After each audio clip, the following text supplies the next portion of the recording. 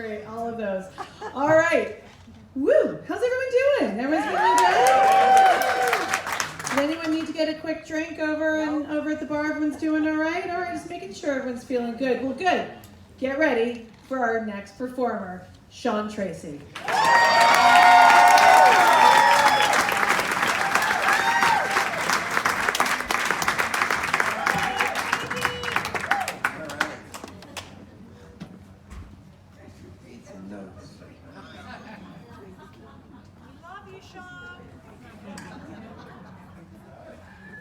All right, it is my first time as everyone here, and they're killing it.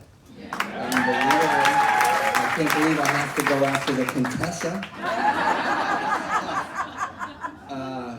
But I'm very excited to be here. Let me tell you a little bit about myself. I'm 62, I'm Irish, I'm white, I'm straight. So, not that popular these days.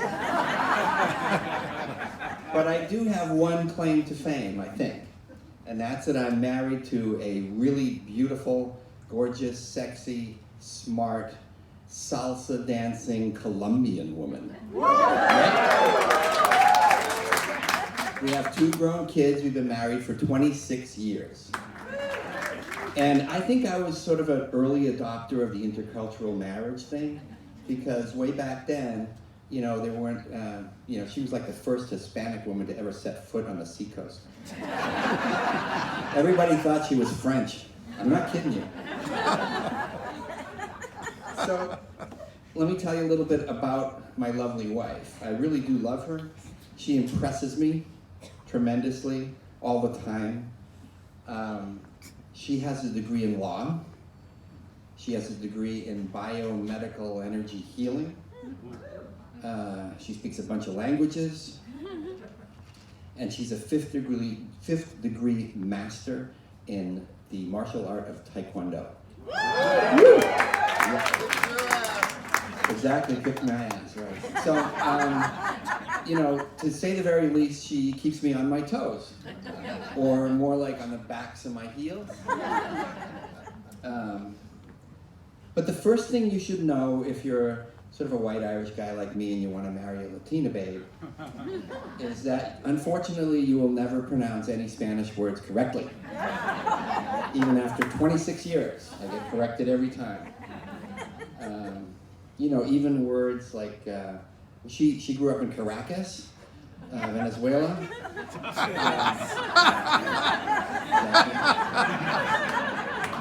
And we have a new perro, which is dog in Spanish. It's like with an R or something. But anyways. And even her maiden name, which is Carrillo, would be Carrillo to me, is not. It's Carrillo or Carrillo. They don't even do the L's, they do a J. I don't know. But it's really tough, you have to roll those R's. But the weirdest thing is that both of my kids, their middle name is my wife's maiden name. So it's bad enough that I can't even pronounce dog, but I can't even pronounce my own kids' names properly. The second thing that you would learn if you were to marry a Latina babe is that as an Irish guy, your hips don't move properly for any of the Latin dancing.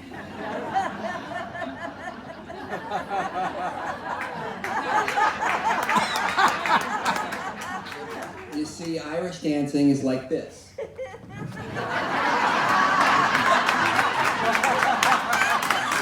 It's an up and down thing. So it's in our DNA to go up and down. In fact, if you're Irish, your hips are kind of a vestigial trait. You don't even really need them.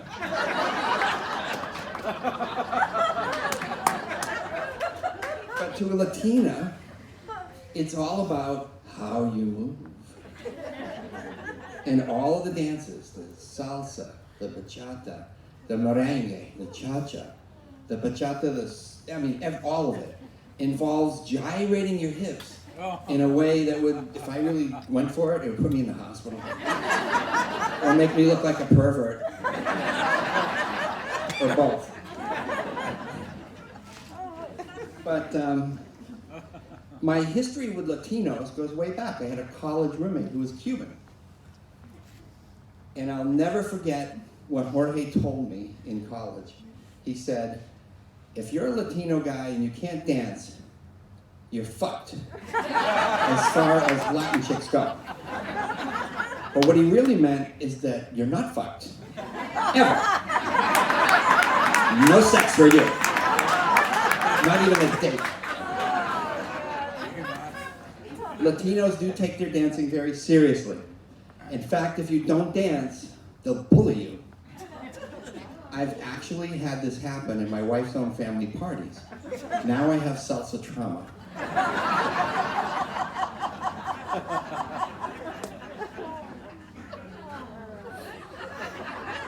Now, it's not that I wouldn't like to dance, I actually would. It's just that I can't bring myself to do it. I have rhythm. I was a musician most of my life. And actually one day, early in my relationship, my wife told me, oh, you have rhythm.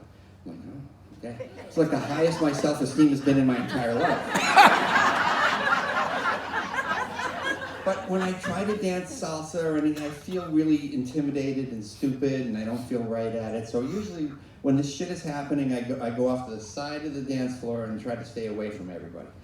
But listen, that doesn't stop the bachata bullies.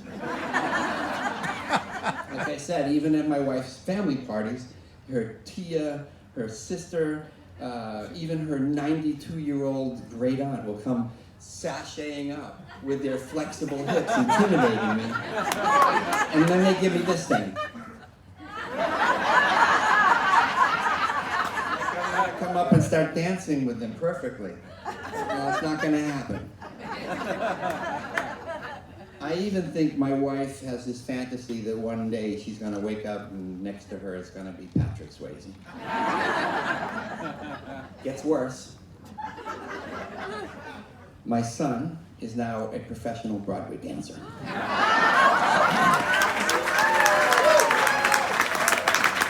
And my daughter is studying dance in London. So I'm the only one in my family that can't even move. And let me tell you, these Latinos, there's a few of them back there, I know. Yeah, you should talk to them, yes. Dance all night for no fucking reason. Like they're under some fucking zombie spell. All anybody has to do is take a stupid cell phone with a crappy speaker and put on some salsa, and they get up and they get going. They don't eat. They don't drink. They don't sleep. They just keep going. Just keep going and going until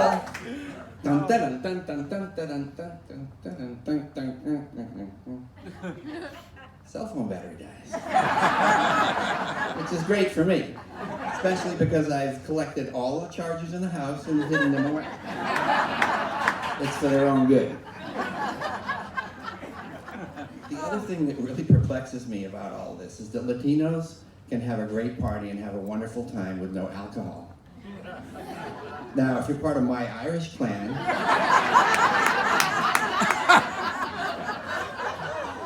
we can't even, speak until we've pounded down about a half a dozen drinks. Forget about having a good time. But even that doesn't help roll the R's. So like I said, my wife is dancing a lot now. She's been dancing in Cambridge like multiple nights in a week. She goes to New York City. She's been to Orlando. She even danced in an exhibition in the Dominican Republic. And, she's getting really good. It's good for her. She's in great shape. And it makes her really happy. And so generally, I'm a confident guy. I'm okay with it. Even though she's dancing nightly with, 20 or more ripped young guys. But, let me just tell you one thing. Lately in the Latin dance world, it's taken a fucking ugly turn.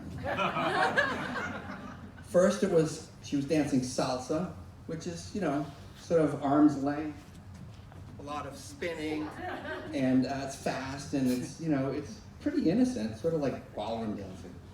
And then about 10 years ago, out comes bachata. Now, bachata is close and intimate, right? Sensual, all of that. That was okay, bad enough. But now, the rage is, you guys know it in the back, don't you? Sensual bachata. So you might ask, if regular bachata is already intimate and sensual, then what does sensual bachata look like? Have you ever brought your dog to a park?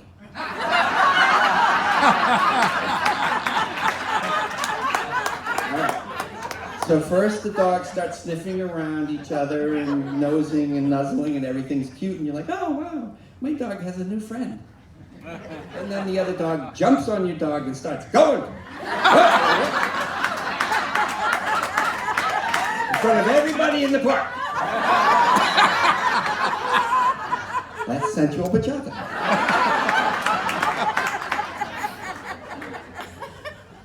Well, luckily I do trust my wife, but she trusts everyone as long as they're Latino, they speak Spanish, or they dance salsa. Irish like me don't trust anyone, not even other Irish people. Maybe it's because of the potato famine, the IRA bombings, or the Irish Catholic priest touching the peepees on the altar boy. Ooh, did I go too far? I'm sorry. But you know it's true, I'm not making this shit up. Okay. Thank you very much. That's it.